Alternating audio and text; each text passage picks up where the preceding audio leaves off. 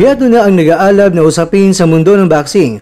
British media, sinupalpal ang undisputed super bantamweight world champion na si Naoya Inoue dahil sa napiling boksingero nito na masabing hindi ito maganda para sa mga boxing fans na mapanood na laban.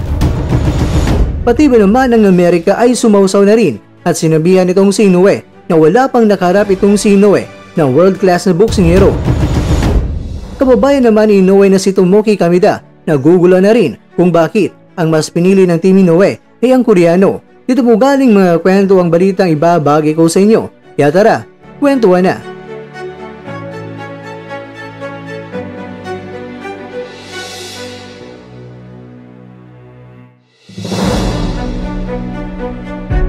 Masama ito para sa mga boxing fans. Hindi magandang panoorin at sobra talagang hindi patas ito. Ganito na lang ang mga naging reaksyon ng British media sa napiling kalaban ni Inoue na si Kim Mi-jun, rank 11 sa World Boxing Organization at sa tatlong mga natitirang major boxing organizations ay hindi pasok kahit na sa top 15 man lang. Kaya para sa Boxing News 24, ang hakbang na ginawa ni Inoue ay may tuturing talaga na hindi maganda para sa mga boxing fans. Kumbaga mga kakwento, isang classic mismatch talaga ang laban na mapapanood ng mga boxing fans. Isang boksingero na hindi man lang naging world champion, tapos biglang ipapalaban sa isang world title fight at undisputed world championship pa yan ang bakbakan. Napaka-unfair daw naman sa mga knockout world rank na ibang mga boksingero na pasok sa top 15 na matagal lang nakapila para mabigyan ng world title fight. Pero ang napili na kalaban ni Inoue ay parang mamang biglang sinikwat lang na taga-prito sa Diwata Pares at sinota ng labs. Ano raw ang expectation ng mga tao sa paparating na laban? Mismatch na nga si Sam Goodman kay Inoue na mandatory challenger yon. Ngayon pa, na ang mas pinili ay parabang mag-uuling lamang.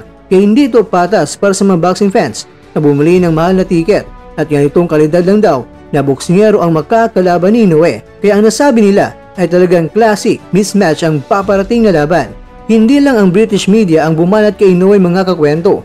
Dahil alam nyo ba, pati na rin ang Amerika ay binanatan nitong si Inoue. Sinabi nila nang napiling kalaban ni Inoue ay kulang o hilaw pa. Pero bakit kinasa nila? Hindi pa raw itong si Inoue nakaharap ng mga world class na mga boksingero. Nako, sa sinabi nilang ito mga kwento, ano sa tingin nyo? May punto ba sila dito? Isa rin kasi ang issue sa ngayon na binabato kay Inoue hindi mga top calibers ang mga pinapanagan niya. Dahil alam nyo ba, pati na rin ang kababayan ni Inoue na former world champion na si Kameda ay nagugulo na rin. Bakit? Ipinalit ay ang Koreano na nakarank lang naman ito sa WBO. Ayon pa kay Kameda, hindi dapat Koreano ay palit kay Goodman. Kasi sa totoo lang ay hindi magka-levels na Inoue at ang Koreano.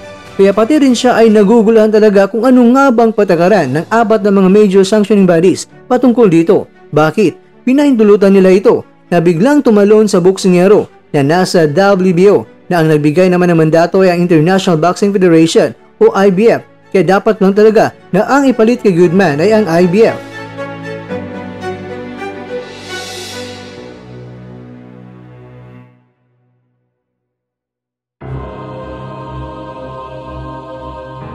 Mga kakwento, nako, Britanya, Amerika at pati na rin si Kameda na kababayan ni Naoya ay pumalag na. Hindi rin nila maintindihan bakit ang Koreano ang ipinalit ng Team Naoya. May punto nga rin naman sila. Kalang IBF ang nagmandato sa laban nila.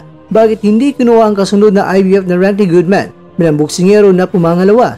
Well mga kakwento, boxing is business lang talaga para sa mga promoters. Bakit may kasa ang laban kung madidihado lang ang alaga nila? Dahil baka matalo, sayang. Ito pa naman ang bakang ginagatasan nila. Kaya para sa kanila ay hindi na bali ang sasabihin ng iba na nakakahiya ang ipapalaban nila kay Naoya. Basta ang malaga ay bibigat lang ang kanilang mga bulsa.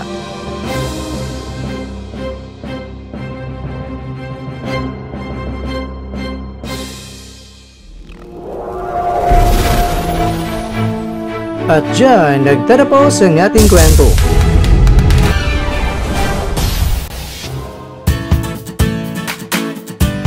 Maraming salamat mga kakwento sa inyong panonood. Pero baka naman mga kakwento ay nagustuhan niyo po ang kwento natin ngayon. Baka pwede niyo po akong mabigyan dyan ng like, subscribe at pa-click na rin sa bell button.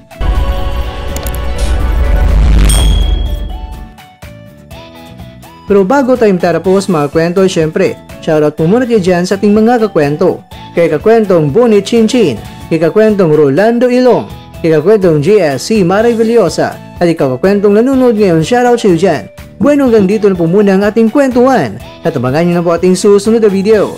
At dito lang po yan sa isang channel na kung saan maaring ito'y mga kwentong di pa na kwento sa inyo.